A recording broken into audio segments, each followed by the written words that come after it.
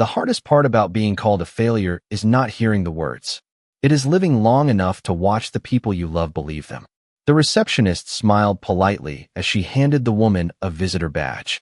She thanked her without looking up, too busy rehearsing answers in her mind. 5 years had added faint lines around her eyes, replacing confidence with careful calculation, yet I recognized her immediately through the tinted glass overlooking the executive lobby. Rebecca Hayes, my ex-wife. She had no idea the final interview she had spent weeks preparing for would begin the moment she stepped through the front door. She certainly did not know the man she once called a burden now owned every floor beneath her feet.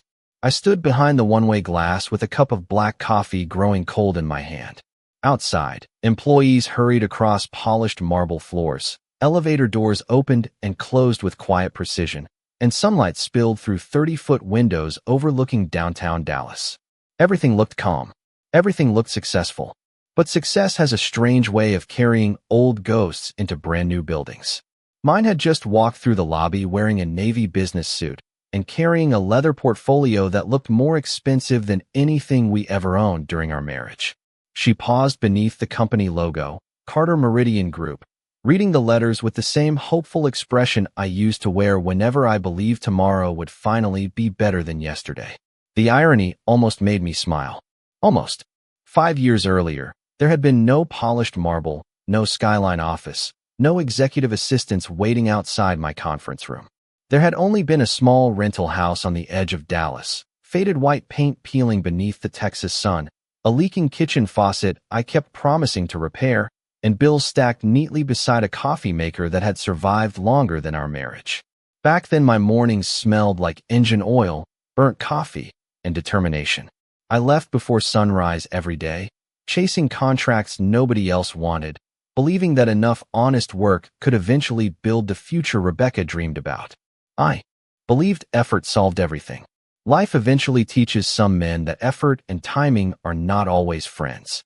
My name is Daniel Carter. I am 42 years old, born and raised in Texas, and for most of my adult life I measured success one paycheck at a time. My father taught me that a man's value came from showing up, keeping his word, and refusing to quit when life became uncomfortable. He drove the same pickup truck for 19 years because it still started every morning. He fixed broken fences instead of replacing them, and believed every dollar saved today protected tomorrow. I grew up thinking those lessons were enough to build a family. Looking back now, I understand they were enough to build character, but not enough to protect a marriage already cracking beneath the surface. Rebecca was different from the beginning. She loved beautiful restaurants, rooftop parties, weekend trips, and neighborhoods where every driveway held a luxury SUV. None of that made her a bad person. Dreams are not crimes. I admired her ambition because I thought it balanced my practicality. When we married, we promised each other we would build everything together. We started with almost nothing. A used dining table, 2 mismatched chairs, a mattress on the floor for nearly 3 months because buying a proper bed meant delaying another utility payment. We laughed through those years because we believed they were temporary. Some of my favorite memories came from those tiny moments. Sharing takeout on moving boxes. Watching thunderstorms from the porch because we could not afford cable television. Planning vacations we swore we would take someday. Back then, Rebecca used to squeeze my hand and tell me she did not care how long success took because we were a team. I believed every word. Maybe she believed them too. Until she stopped. Change rarely arrives with fireworks. It slips quietly into ordinary routines. Rebecca began staying later at work. Our conversations became shorter. Dinner turned into silence, interrupted by phone notifications. She stopped asking how my projects were going and started asking why they were taking so long. Every promotion someone else received became another reminder that I was falling behind. Every unpaid invoice became another invisible brick stacked between us. I kept telling myself it was only a difficult season. Married people say that all the time because hope is easier than fear. Then one rainy Thursday evening, everything changed. I came home carrying grocery bags, my boots soaked from standing outside a supplier's warehouse all afternoon. The lights inside the house were already on. Rebecca sat perfectly still at the kitchen table. A manila envelope rested beside her untouched coffee mug. She did not look angry. She looked finished. That expression frightened me more than any argument ever could. Before I even set the groceries down, she pushed the envelope across the table without saying a word. The sound of paper sliding across old wood echoed louder than the rain hitting our windows. I looked at her wedding ring, still resting on her finger, then at the envelope waiting between us. At that moment, I still believed we were about to discuss another financial setback. I had no idea I was staring at the beginning of the longest 5 years of my life. Rebecca finally lifted her eyes and met mine. There was no anger left in them, only a cold certainty that frightened me far more than shouting ever could. She folded her hands together, took a slow breath, and spoke so calmly it almost sounded rehearsed. "Daniel, I cannot keep living like this." I looked around the kitchen as if I had walked into the wrong house. The refrigerator still hummed in the corner. Rain tapped steadily against the windows. The grocery bags rested on the floor beside my boots, one of them holding the chocolate cereal Ethan loved every Saturday morning. Ordinary life surrounded us, yet nothing felt ordinary anymore. Living like what? I finally asked. She glanced toward the stack of unpaid invoices on the counter before looking back at me. Always waiting. Always hoping next month will be different. I am tired of surviving. I wanted to explain the new contract I had been chasing for nearly 4 months. I wanted to tell her I had another meeting scheduled the following week, that things were finally beginning to move in the right direction. Instead, she slowly pushed the envelope closer. Divorce papers. My heartbeat slowed instead of racing. Strange how the worst moments often arrive in complete silence. "You already signed them," I whispered. She nodded once. "I talked to an attorney 3 weeks ago." 3 weeks. While we were still eating dinner together. While we were still saying goodnight. While I was fixing the broken porch light, because she said she hated coming home to a dark house. 3 weeks of smiling across the same table while planning an exit. That realization hurt more than the papers themselves. Was there someone else? The question escaped before I could stop it. Rebecca shook her head immediately. "No, this is not about another man. This is about the life I want. I am 35 years old, Daniel. I cannot spend another decade hoping we finally catch up." Her words were not shouted. They landed softly, almost gently, which somehow made them even heavier. She stood and walked toward the hallway, returning a moment later with a small suitcase already packed. She had planned everything. Every conversation. Every signature. Every step toward a future that no longer included me. I stared at the suitcase, remembering the old duffel bag we carried on our honeymoon, because we could not afford matching luggage. We laughed back then because the zipper kept getting stuck. We promised one day we would replace it with expensive travel cases after we became successful. Funny how dreams change owners. "What about Ethan?" I asked quietly. That was the only question that mattered anymore. Her expression softened for the first time that evening. "He loves you. I know that. We will work something out together." Work something out. For words that sounded far too small for a little boy whose world was about to split into 2 homes. At that exact moment, tiny footsteps echoed from the hallway. Ethan rubbed his sleepy eyes, still wearing dinosaur pajamas, clutching his favorite stuffed bear under one arm. He looked from me to Rebecca without understanding why both of us suddenly looked like strangers. "Mom? Dad? Why are you awake?" Rebecca immediately forced a smile. It was the same practiced smile she used whenever neighbors visited unexpectedly. "Everything is fine, sweetheart." Children always know when adults are lying. Ethan walked straight toward me instead, wrapping both arms around my leg. "Are you leaving for work again?" he asked. I swallowed the lump in my throat. "Not tonight, buddy." He looked at the suitcase beside Rebecca. "Then why is Mom packing?" The room became impossibly still. Rebecca opened her mouth, but no words came out. I knelt beside Ethan and rested my hand gently on his shoulder. Sometimes grown-ups have big conversations. He frowned with the honest confusion only a 7-year-old could have. "Are you mad at each other?" Before either of us answered, he reached into his pocket and pulled out a folded drawing from school. It showed 3 stick figures holding hands beneath a bright yellow sun. Above us, he had written in crooked blue letters, "My family." He smiled proudly as he handed it to Rebecca. Mrs. Jenkins said families should stick together. Rebecca accepted the drawing, but her smile disappeared the instant she looked at it. For a brief second, I thought she might tear up, reconsider everything, or at least sit back down at the table. Instead, she carefully folded the paper and placed it inside her purse. "I will always love you, Ethan," she whispered. He nodded because children believe love automatically means staying. Adults know better. 20 minutes later, the headlights of a rideshare vehicle reflected across our living room walls. Rebecca rolled her suitcase toward the front door without another argument. She paused only once, looking back at the little house we had spent nearly 10 years trying to turn into a home. Then she looked at me. I truly hope you find the success you have always wanted. The front door closed softly behind her. There was no dramatic slam, no final insult, just the quiet click of a lock and the fading sound of tires disappearing into the rain.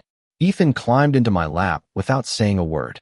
We sat there together on the old living room couch while thunder rolled across the Texas sky. I held him tightly, staring at the family photograph hanging above the fireplace. 3 smiling faces frozen in a moment that no longer existed. That night, I made only one promise. I would never let my son believe his father's worth could be measured by the balance in a bank account. I had absolutely no idea that before the sun rose again, a single unexpected phone call would begin changing everything. The house felt impossibly quiet after Ethan finally fell asleep. I sat alone at the kitchen table where the divorce papers still rested exactly where Rebecca had left them. Outside, the rain had finally stopped, leaving only the distant hum of traffic drifting across the neighborhood. The silence was almost comforting until my cell phone vibrated against the old wooden table. It was nearly 1:30 in the morning. Almost nobody called at that hour unless something had gone terribly wrong. I glanced at the unfamiliar number before answering. Daniel Carter? An older man's voice asked. This is Harold Whitmore with Whitmore and Ellis Attorneys. I frowned, trying to remember whether I had ever heard the name before. Yes, this is Daniel.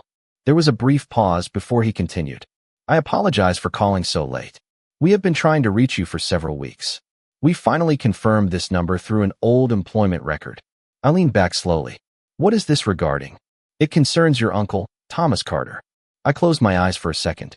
Uncle Thomas had disappeared from Texas nearly 20 years earlier after accepting a business opportunity overseas. We exchanged Christmas cards for a few years before life slowly carried us in different directions. The last thing I had heard was that he had settled somewhere in Colorado working in industrial logistics. I am sorry, the attorney continued gently. Your uncle passed away 3 weeks ago. Grief arrived quietly. We had not been close in recent years, but he had been the first person to hand me a wrench when I was 12 years old and tell me that honest work could build an honest life. He left detailed instructions for us to contact you immediately after probate began, Harold explained. You have been named the primary beneficiary of his estate.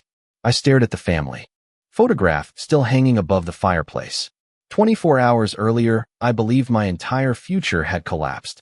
Now a stranger was telling me that another future had unexpectedly appeared. There must be some mistake, I said. My uncle and I barely spoke during the last decade.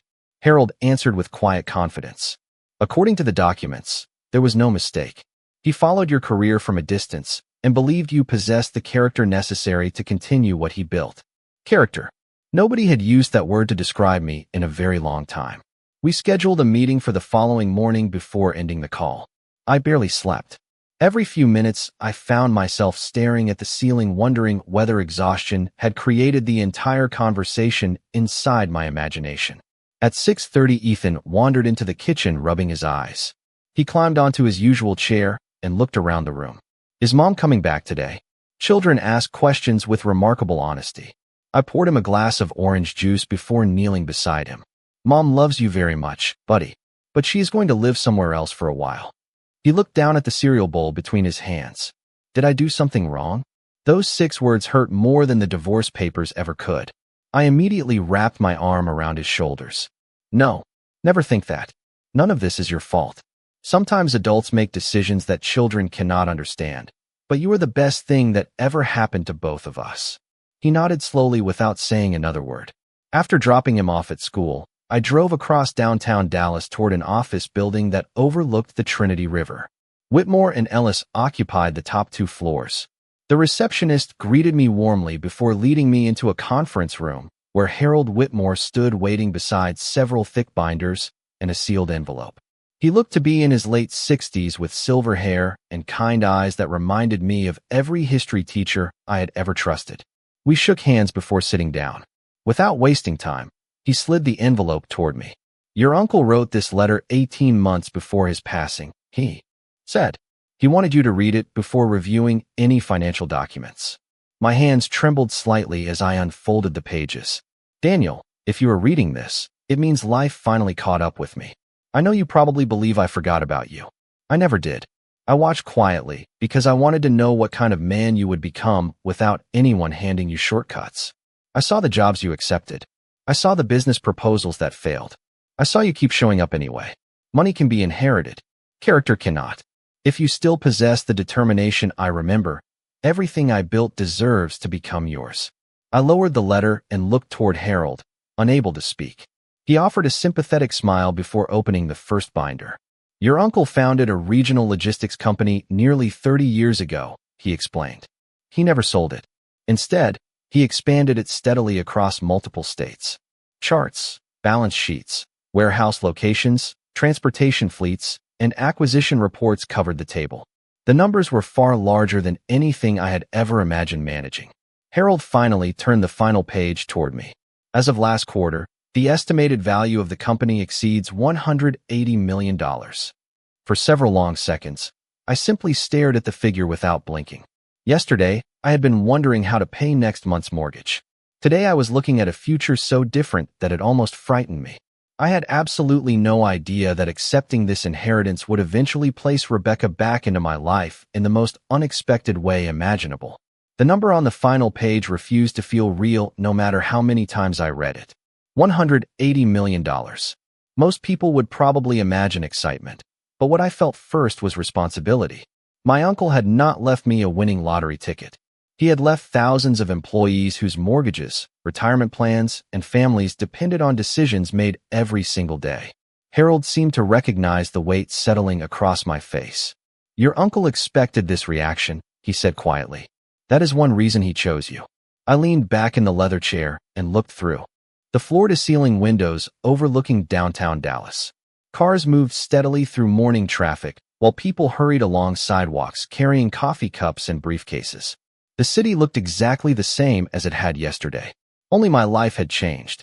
Harold opened another folder containing several handwritten notes. Thomas believed wealth should be earned twice, he explained. Once by building it, and once by proving you deserve to keep it. I smiled faintly because that sounded exactly like something my father would have said. The two brothers had always shared the same stubborn belief that character mattered more than comfort. There is one condition, Harold continued. Your uncle requested that you spend 6 months learning every part of the company before making major changes. He specifically instructed the executive team not to introduce you publicly as owner until you completed that process. I nodded without hesitation. The request actually brought relief. I did not want to walk into a boardroom pretending I understood a business built over 3 decades. I wanted to earn the respect of the people already keeping it alive. By the following Monday, I found myself standing inside the company's oldest distribution warehouse wearing steel-toe boots, blue jeans, and a reflective safety vest instead of an expensive suit. Forklifts moved carefully between towering shelves while workers loaded trailers bound for Oklahoma, Louisiana, and New Mexico. The building smelled of fresh lumber, diesel fuel, cardboard, and hard work. It reminded me of every honest job I had ever held. Most employees believed I was simply another operations trainee sent from headquarters. That was exactly how I wanted it. During my first week, I helped unload trucks before sunrise, packed inventory beside warehouse associates, cleaned loading docks, and listened far more than I spoke. Men and women who had worked there for 20 years taught me shortcuts that no business school could ever explain. They showed me which suppliers always delivered early, which equipment needed replacing before accounting noticed, and which customers deserved extra attention because they had supported the company since the beginning. Every evening after work, I picked Ethan up from school before driving home together. Our routine slowly became the strongest part of my life. Homework happened at the kitchen table. Friday nights meant homemade pizza, even when the dough came from a grocery store package. Saturday mornings belonged to youth soccer games followed by pancakes at the same neighborhood diner. The house still felt quieter without Rebecca, but it no longer felt empty. Ethan laughed more often than he cried, although sometimes he still asked whether his mother would ever come back. I always answered honestly, "Your mom loves you very much." Families can change shape without losing love. I refused to let bitterness become part of his childhood. Several months passed before I finally saw Rebecca again. It happened outside Ethan's elementary school during a parent conference. She stepped out of a silver luxury sedan, wearing designer sunglasses and an elegant business suit that probably cost more than my first pickup truck. For a brief second, our eyes met across the parking lot. She smiled politely, the kind of smile strangers exchange in grocery stores, before walking toward Ethan. There was no hostility between us, only distance. She asked about school, hugged him warmly, and promised to take him to dinner that weekend. Then she looked at me. "How are things?" she asked. It was such a simple question, yet answering it felt surprisingly complicated. I could have mentioned the warehouses, the meetings, the inheritance, or the endless hours spent studying freight contracts late into the night. Instead, I simply smiled. "Busy. Ethan keeps me moving." She nodded as if expecting that answer. "I heard you are still working a lot." "I am," I replied truthfully. She glanced at her watch before excusing herself for another meeting. The conversation lasted less than 3 minutes, yet I noticed something different. 5 years earlier, she always seemed to be chasing a better future. Now she looked like someone trying very hard to convince herself she had already found it. I watched her drive away before helping Ethan buckle into the passenger seat. As we pulled out of the parking lot, he looked toward me and smiled. "Dad, you seem happier lately." I laughed softly. "Do I?" He nodded with complete certainty. "You smile with your eyes now."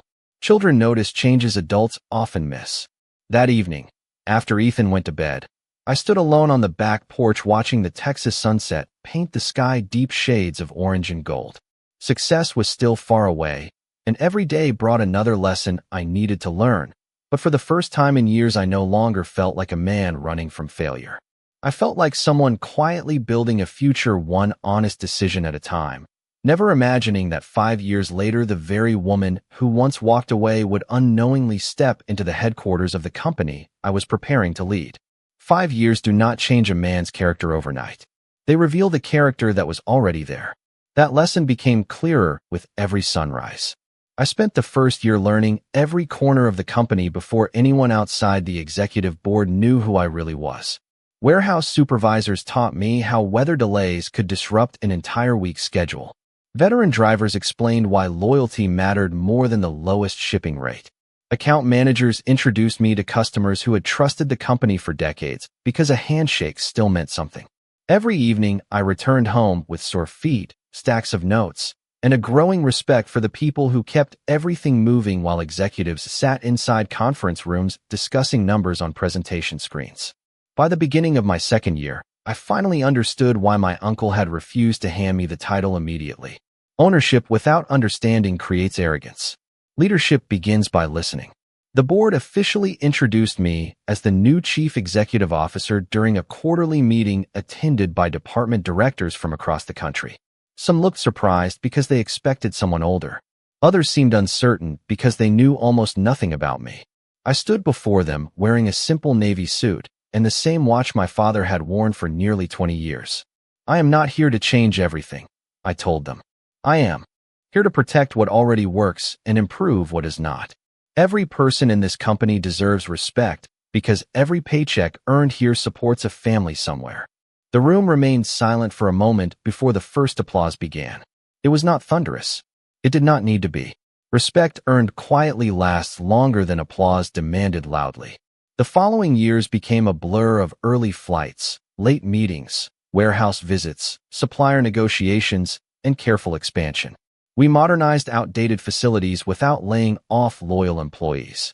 We invested in safer equipment, leadership training, and scholarship programs for workers' children. Profit grew steadily because trust grew first. Industry magazines started mentioning Carter Meridian Group as one of the fastest-growing logistics companies in the Southwest. Reporters occasionally requested interviews, but I rarely accepted. Recognition had never been my goal. Building something stable for Ethan had. At home, life settled into a rhythm that finally felt peaceful. Ethan grew taller almost overnight, trading dinosaur pajamas for baseball jerseys and science fair projects. Every Wednesday evening belonged to father and son. Sometimes we grilled burgers in the backyard. Sometimes we built model airplanes across the kitchen table. Other nights, we simply sat on the porch watching thunderstorms roll across the Texas horizon while talking about school, friends, and dreams. One evening, he looked at me and asked, "Dad, when people become successful, do they forget who they used to be?" I smiled because children often ask the questions adults spend years avoiding. "Some people do," I answered. "The smart ones remember every difficult day because those days teach them how to treat others." He nodded thoughtfully before returning to his homework. Moments like that mattered far more than business awards displayed in my office. Rebecca remained part of Ethan's life through regular visits and shared holidays. We spoke only when necessary, always politely, always putting him first. I learned through casual conversations that her career had gone well for several years after the divorce. She moved into a luxury condominium, accepted a management position with a growing consulting firm, and traveled frequently. I wished her well because resentment is an expensive burden to carry. Holding on to old anger only steals time from the future. Then small changes began appearing. She postponed weekend visits because of work. Ethan mentioned that she had moved into a smaller apartment. Once, during a school fundraiser, I noticed she arrived driving a modest sedan instead of the luxury vehicle she once proudly owned. She still carried herself with confidence, but something behind her smile had changed. It reminded me of someone walking across thin ice while pretending everything beneath their feet remained solid. I never asked questions. Her life belonged to her, just as mine belonged to me. During the 5th year after our divorce, the economy shifted. Several regional consulting firms struggled as major clients reduced spending. Supply chains changed, contracts disappeared, and corporate restructuring became common across Texas. Carter Meridian remained stable because we had expanded cautiously instead of chasing every opportunity. One Monday morning, my chief human resources officer, Melissa Grant, entered my office carrying a stack of executive recruitment files. "We have several candidates for the new director of client development position," she said while placing the folders on my desk. "Most are impressive. One application especially caught my attention because of the experience level." I thanked her before setting the folders aside, planning to review them later that evening after my final meeting. Outside my office, employees moved confidently through bright hallways carrying laptops, project reports, and coffee cups. The headquarters buzzed with quiet purpose. Everything we had built over 5 years rested on thousands of ordinary decisions made well. I had no reason to believe the next folder waiting on my desk contained anything different from the dozens I reviewed every month. I certainly had no idea that when I finally opened it, I would come face to face with a name I had not expected to see beneath the Carter Meridian logo ever again. My hand stopped halfway. Through opening the folder, the name printed neatly across the top of the application pulled me backward through 5 years of memories in a single heartbeat. Rebecca Hayes. I read it again to make sure my eyes were not playing tricks on me. Date of application, current address, employment history, professional certifications, references. Everything was there in black ink, organized with the same attention to detail she had always brought to every project she touched. What was missing was the confidence that used to define her career. The resume told a quiet story between the lines. Her last employer had undergone restructuring 8 months earlier. Her previous management position had ended. Since then, there were several short consulting contracts, each lasting only a few months before ending. Nothing looked dishonest. Nothing looked careless. It simply looked like someone trying very hard to rebuild a career that had slowly slipped away. I closed the folder for a moment and stared through the glass wall of my office toward the busy operations floor. Phones rang steadily. Teams gathered around digital project boards. Young managers hurried between meetings carrying tablets and coffee cups. 5 years earlier, I had dreamed about simply paying next month's mortgage. Now hundreds of people depended on decisions that landed on my desk every day. Melissa knocked gently before stepping back inside. "I noticed your expression," she said with a small smile. "Do you know the candidate?" I considered the question carefully before answering. "Yes, she is my former wife." Melissa's eyebrows lifted slightly, though to her credit, she never reacted with unnecessary surprise. She simply nodded. "Would you prefer someone else handle the process?" I leaned back in my chair. Company policy mattered. Fairness mattered even more. "No," I replied after a long pause. "The process continues exactly as it would for any other applicant." She deserves the same opportunity every qualified candidate receives. Nothing more. Nothing less. Melissa smiled with quiet approval. That is what I expected you would say. After she left, I reopened the folder and continued reading. Rebecca's recommendations remained strong despite the instability surrounding her previous employer. Former colleagues described her as disciplined, intelligent, and dependable under pressure. Those qualities had always been true. Our marriage ended because we viewed success differently, not because she lacked talent. I refused to let personal history erase professional reality. Late that afternoon, Ethan arrived at headquarters as he often did during school breaks. At 12 years old, he loved visiting the office, especially the logistics command center where enormous digital maps displayed trucks moving across the country in real time. He stepped into my office carrying a backpack over one shoulder and immediately noticed the open folder resting on my desk. "Busy day?" he asked. I smiled. "Every day is busy around here." He laughed before wandering toward the windows overlooking downtown Dallas. "Mom called earlier," he said casually. "She sounded happier today." I looked up. "Did she say why?" He shrugged. "She told me she finally got an interview with a company she really wants to work for. She said it feels like a fresh start." I lowered my eyes toward the folder again. So she still had no idea. For a brief moment, I wondered whether I should remove myself from the process entirely. It would certainly be easier emotionally. But another thought immediately followed. Leadership does not become easier by avoiding uncomfortable situations. Leadership requires treating difficult moments with integrity. That evening, after Ethan finished exploring the warehouse robotics lab, we drove home together beneath a sky glowing orange with the last light of sunset. During dinner, he talked excitedly about his upcoming science competition while I quietly listened, grateful that his biggest concern involved building a better model bridge instead of the complicated lives of his parents. After washing the dishes, I sat alone on the back porch with a notebook where I often organized thoughts before major decisions. I wrote 3 simple questions. Is she qualified? Yes. Can I remain objective? I believe so. Would refusing to interview her violate the standards I expect from every manager in this company? Absolutely. The answers settled something inside me. The next morning, I instructed Melissa to schedule the final executive interview exactly as planned. My name would remain on the interview panel along with 2 senior vice presidents and the human resources director. No special treatment. No hidden obstacles. No personal conversations. Only the same professional evaluation every executive candidate received. Melissa reviewed the calendar before looking up. "Thursday morning at 9 o'clock?" she asked. I nodded once. "Thursday at 9. She entered the appointment into the system without another word. Across the building, interview invitations automatically reached selected candidates by electronic mail. Somewhere else in Dallas, Rebecca would soon receive hers, believing she had earned one final opportunity to rebuild her future. She had no reason to suspect that in less than 72 hours she would walk into a conference room expecting to meet strangers, only to discover that the man she once believed would never become successful was sitting at the head of the table waiting to welcome the next applicant. Thursday arrived with the kind of clear Texas morning that makes the city look cleaner than it really is. Sunlight poured across the glass towers downtown, while commuters filled the streets below, chasing meetings, deadlines, and opportunities they hoped would change their lives. By 8:30, I was already inside the executive conference room, reviewing the final interview schedule with Melissa and the 2 senior vice presidents. 3 candidates remained. Rebecca's name appeared last. That had happened by coincidence, yet somehow it felt inevitable. I closed the folder and looked around the room one final time.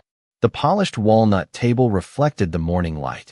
4 glasses of water sat neatly beside leather portfolios. The company logo filled the wall behind my chair. 5 years earlier, I had owned little more than an aging pickup truck and a collection of overdue bills. Life has a quiet sense of humor. It often brings people back together only after changing everything around them. The first 2 interviews passed smoothly. Both candidates were capable professionals, each bringing different strengths to the role. We thanked them sincerely before Melissa escorted them back toward the lobby. At 8:58, she glanced at her tablet and looked toward me. "Our final candidate has arrived." I simply nodded. My heartbeat remained steady, slower than I expected. I had imagined this moment several times over the previous 2 days, wondering whether anger, regret, or satisfaction would appear first. Instead, I felt something unexpected. Gratitude. Not because Rebecca was about to walk through that door, but because I realized her opinion no longer defined my worth.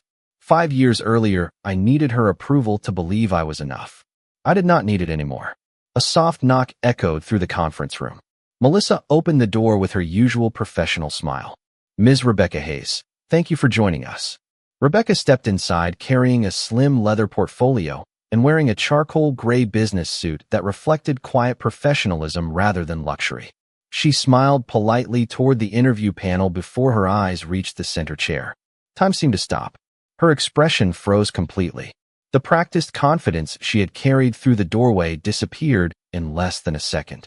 She stared at me without speaking, as though her mind refused to accept what her eyes clearly saw. I stood respectfully instead of remaining seated.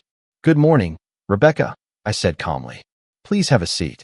For another long moment, she remained motionless. Then, almost mechanically, she pulled out the chair opposite mine and sat down. I noticed her hands tightening around the edge of her portfolio before she slowly released them. Melissa quietly introduced each executive as company policy required, never acknowledging our personal history. Professionalism filled the room like a protective wall. Rebecca listened carefully, though I suspected she heard very little beyond my voice. Finally, Melissa turned toward me. Mr. Carter, would you like to begin?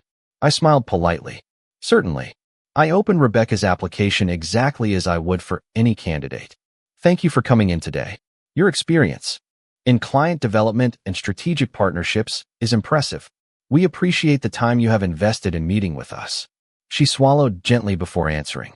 Thank you for the opportunity. Her voice remained composed, though softer than I remembered. The interview began with straightforward questions about leadership philosophy, conflict resolution, customer retention, and long-term planning.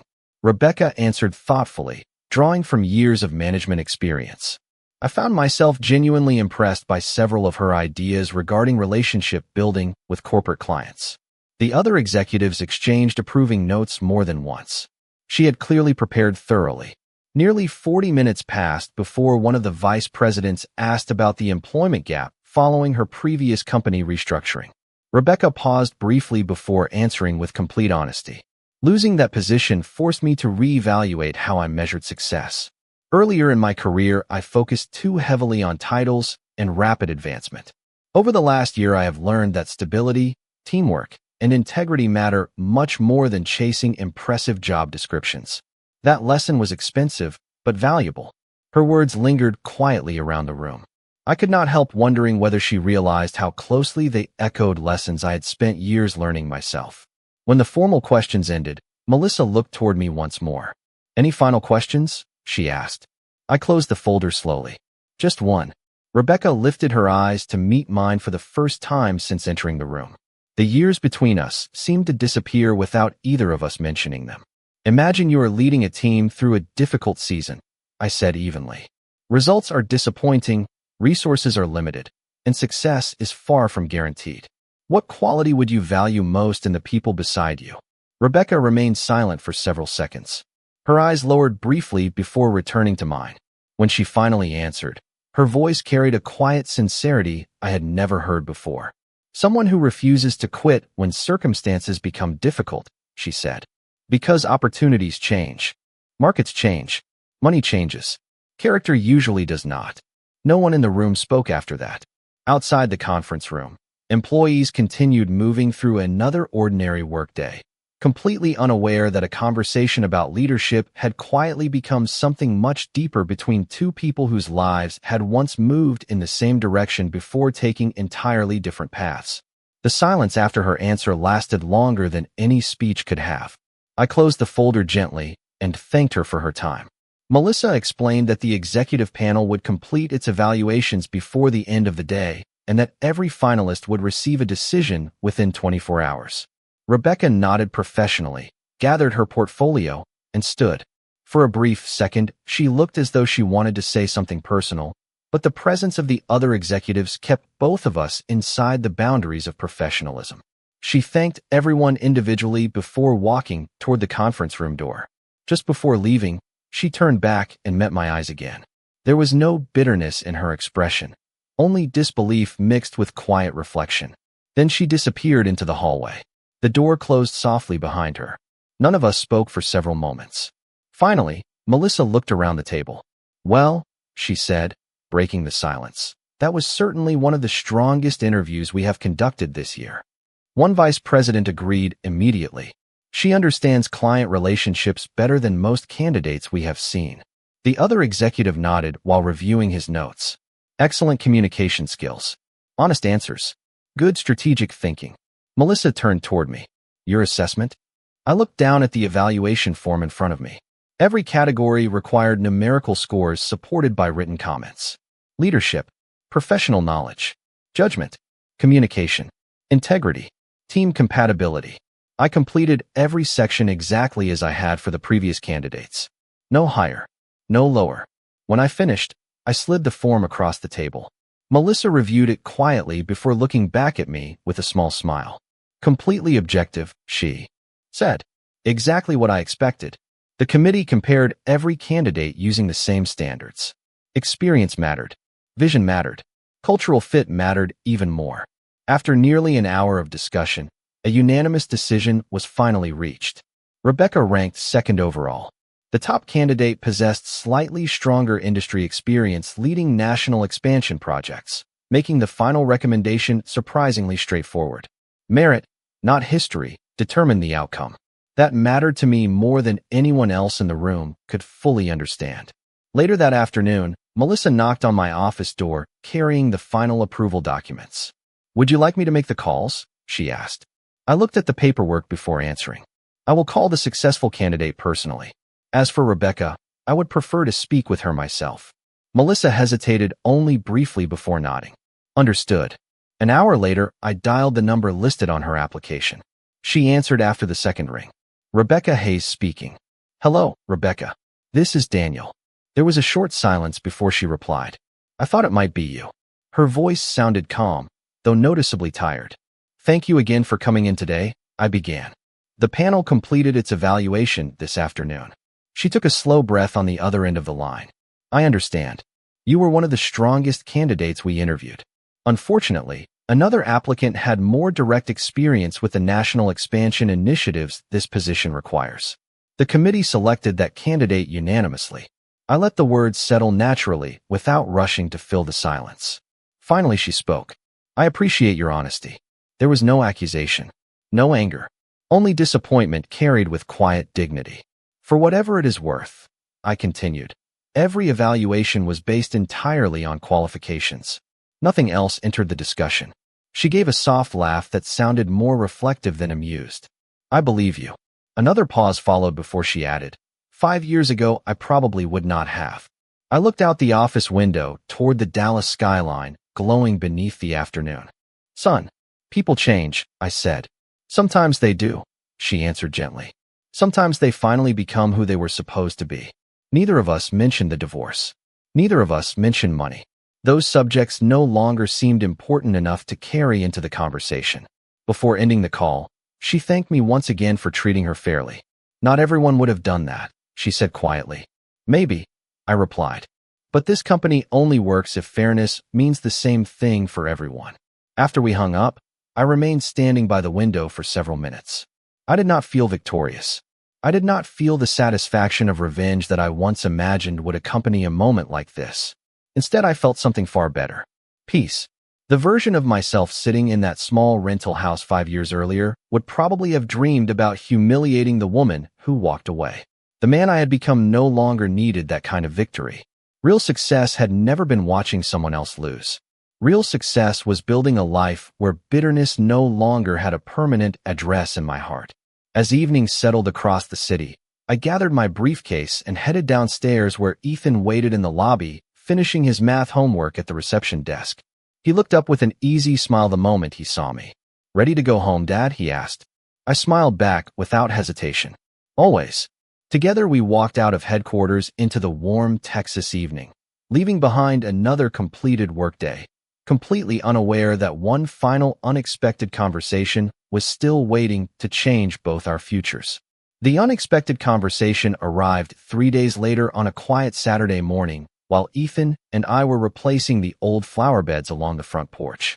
The air smelled of fresh soil and cut grass, and somewhere down the street a lawn mower hummed beneath the warm Texas sun. My phone vibrated inside my pocket. Rebecca's name appeared on the screen. I hesitated for only a moment before answering. "Good morning," I said. "Good morning," she replied softly. "I hope I am not interrupting anything." I looked toward Ethan, who was carefully arranging small stones around a newly planted shrub with complete concentration. Nothing that cannot wait a few minutes. She was silent for a second before speaking again. "I wanted to thank you properly. Not for the interview, for the way you handled everything." I leaned against the porch railing without saying anything. She continued, "When I walked into that conference room and saw you sitting there, I thought you were going to embarrass me. I thought maybe that was why I had been invited."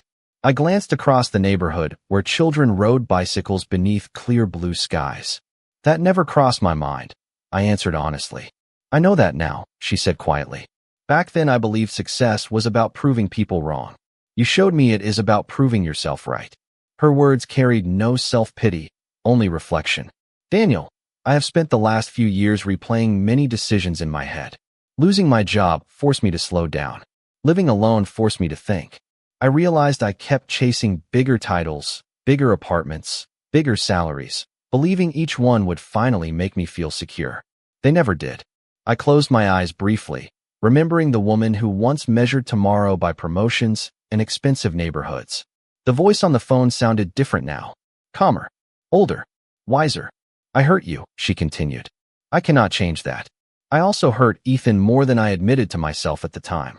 I spent years pretending the divorce happened because we simply wanted different things. That was only part of the truth. The harder truth is that I stopped believing in you before you had the chance to believe in yourself." The admission settled quietly between us. I had imagined hearing those words countless times during the lonely nights after our marriage ended. Somehow they mattered less now than I once thought they would. "Thank you for saying that," I replied. "It took courage." She laughed softly. "Age helps too." We both smiled. "There is one more thing," she said. "Please tell Ethan that I am proud of the young man he is becoming. Every time I see him, I see more of you in the way he treats people." I looked toward my son again. He had finished arranging the stones and was now brushing dirt from his hands with quiet satisfaction. "I will tell him," I promised. Before ending the call, Rebecca paused one final time. "Congratulations, Daniel. Not because you became successful.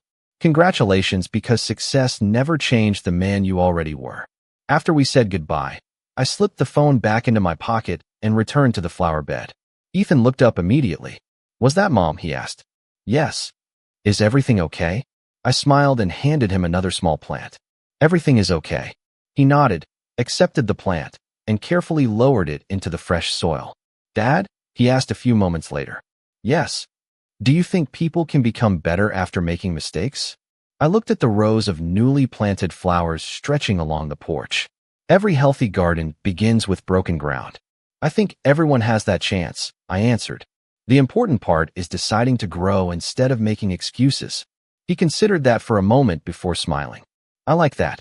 We spent the rest of the afternoon working side by side until the porch looked completely different from the one we started with that morning. As the sun slowly disappeared beyond the Texas horizon, I sat on the front steps beside Ethan holding 2 glasses of lemonade. The breeze carried the smell of fresh earth through the yard while the first porch lights flickered on across the neighborhood. 5 years earlier, I believed losing my marriage meant losing my future. I could not have been more wrong. Life had given me heartbreak, responsibility, unexpected opportunity, and eventually peace. None of those gifts arrived in the order I wanted.